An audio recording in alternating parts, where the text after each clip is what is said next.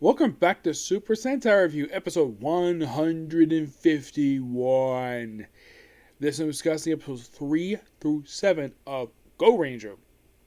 Episode 3. Now, 3, 4, and 5 basically get rid of one at a time. There are 3 remaining of the original 5 monsters that debuted back in episode 1. In the case of episode 3, Bronze Monster turn. Yep, this is the monster that destroyed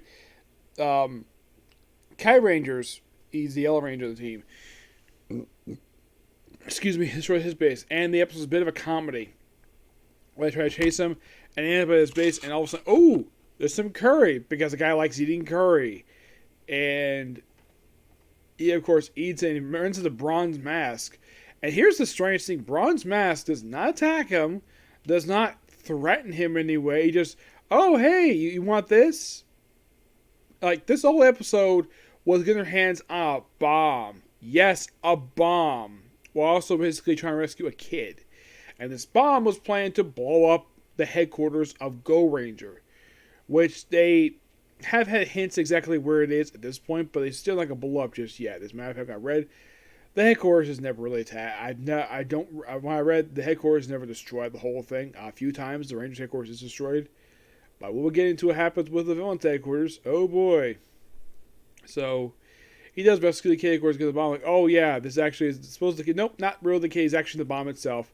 Eventually, the bomb is disabled thanks to Mamo Ranger and, of course, Cure Ranger. And, of course, well, that wraps up that. And, of course, also revealed in episode 3 that the chef, which has been hinted at, especially in the last couple episodes, that the commander of the Go Ranger sounds a lot like the chef, the master of Gonshak. And it's confirmed, yep, he is, in fact, their boss. So, when he's in the restaurant, he also doesn't, your tab is enormously, is getting expensive. Better pay it. You better pay immediately. It's like, I'll pay it later. And it's not really brought up after this one. Yep. In the case of episode 4, this one basically involves Jade Math. This one also is similar to episode 2, where this threatens the whole world with a freaking thing of mold and trying to fire via a rocket. Now, J-Mask himself is responsible for joining Momo Ranger's base back in episode 1. He is responsible for that.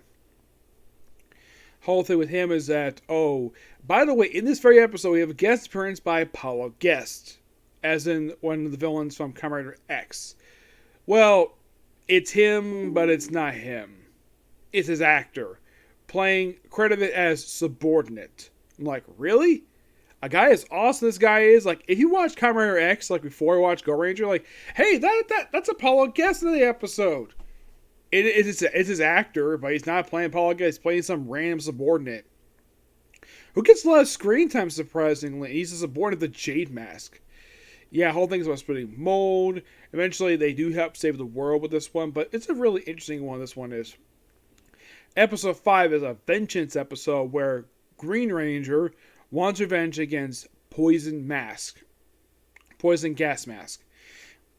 Because unlike in the case of episode 2, where it was pointed out by the Blue Ranger, hey, he destroyed my base. Wasn't the Giant Force the episode? Oh no. Yeah, they didn't do that for this one. Not this time. This was the Giant Force.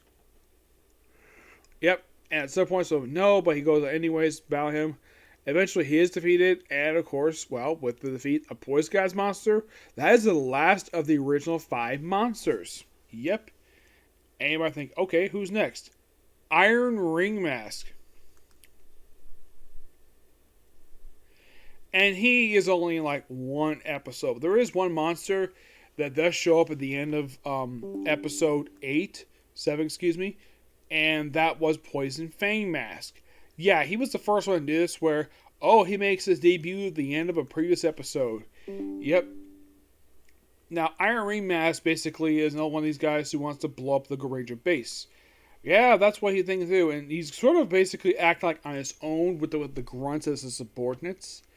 Yes, where he basically makes to get hands on the blueprints, though eventually the blueprints do make in the hands of the Go Ranger, and he basically is a ring monster. Despite he's referred to as Iron Ring Mask because basically all thing with rings. But definitely was an interesting. This was really odd to say the least. But this is probably by far another one of these world-threatening type of episodes. Mostly threatening the Gorengers per se, but I thought it was quite interesting of an idea. Next up is Crescent Moon Mask. Yeah, this guy. His plan: turn people to freaking werewolves. The episode starts with little girls who like missing somebody. All of a sudden, a werewolf. Yes, a werewolf who appears in daylight. You're thinking like, what the heck is going on here? What the heck is a werewolf doing in daylight? It's Japan. They don't understand basically the common joke about them. They don't understand certain fictions per se. Like in the case of vampires who appear in daylight and basically don't drink just blood. They basically eat normal food. Case in point, case of Vantos. But in the case of this one, it's mostly put like, it turns out the werewolf who kidnaps the little girl, turns out he's actually a missing father who was missing for a week after he left his sales job. Why did he leave his sales job? Never explained. They eventually follow them after Crescent Moon shows up. Yeah, he shows up randomly, like, oh, there's a hotel room he just happened to be at. And by the way, they're not going to be able to drink. They're not going to be able to kill him because, well, Akari doesn't come with this. So, they eventually do follow Crescent Moon back to a town which is controlled by the Black Cross Arm, which I'm like, wait, they explore us also in Kamen Rider, the original one, where Shaka took control of the whole town. Yep. That's the point when it comes to that one. So, Mole Range is kind of her episode. Goes rescue a little girl. And, of course, basically they go and... basically, it's mostly her and eventually Aka Ranger, who has a grudge with Crescent Moon Mask, who actually injures him. They go after and, of course, rescue the populace. And, of course, Crescent Moon Mask is destroyed. Not by the moon itself. Like, he gets with a Gorenger Storm. No, they have an arrow fire to the staff and he just explodes. Yeah. The first one doesn't work, so they're like, oh, fire the Crescent Moon. Destroyed. That's that. Yeah, but that was a really odd episode, to say the least. But that's the episode in a nutshell. Yep. But not much to say. Pretty good episode so far.